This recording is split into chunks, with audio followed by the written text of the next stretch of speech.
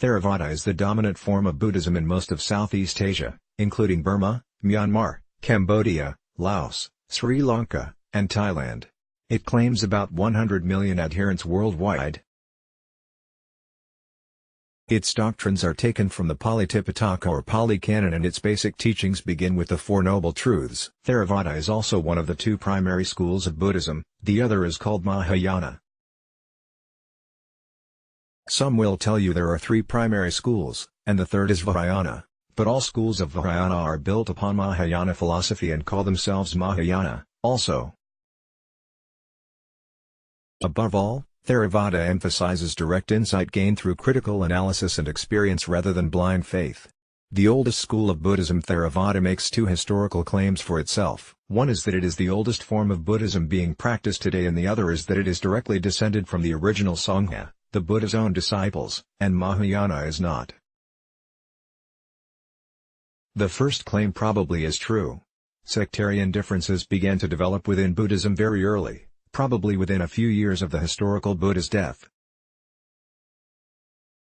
Theravada developed from a sect called Vibhayavada that was established in Sri Lanka in the 3rd century BCE. Mahayana didn't emerge as a distinctive school until early in the 1st millennium CE. The other claim is harder to verify. Both Theravada and Mahayana emerged from the sectarian divisions that occurred after the Buddha's passing. Whether one is closer to original Buddhism is a matter of opinion. Theravada is distinctive from the other major school of Buddhism, Mahayana, in several ways. Little sectarian division for the most part. Unlike Mahayana, there are no significant sectarian divisions within Theravada. There are, of course, variations in practice from one temple to another, but doctrines are not wildly different within Theravada.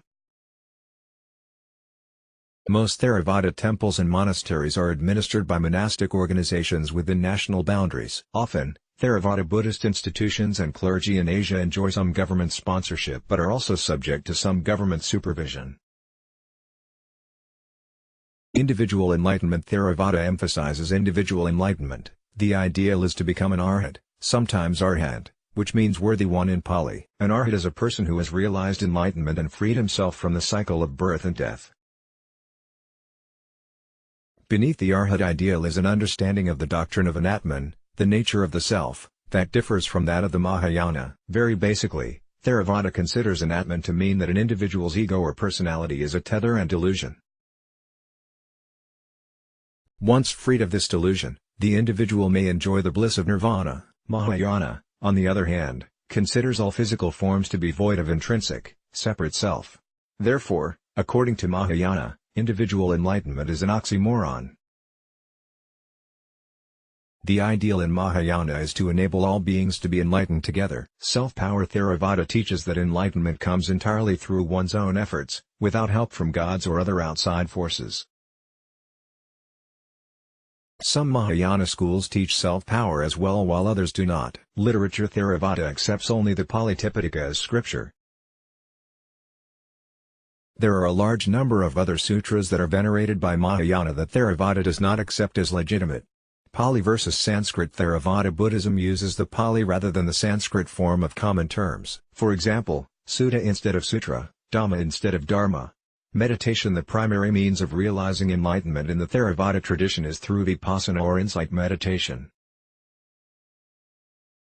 Vipassana emphasizes disciplined self-observation of body and thoughts and how they interconnect. Some schools of Mahayana also emphasize meditation, but other schools of Mahayana do not meditate.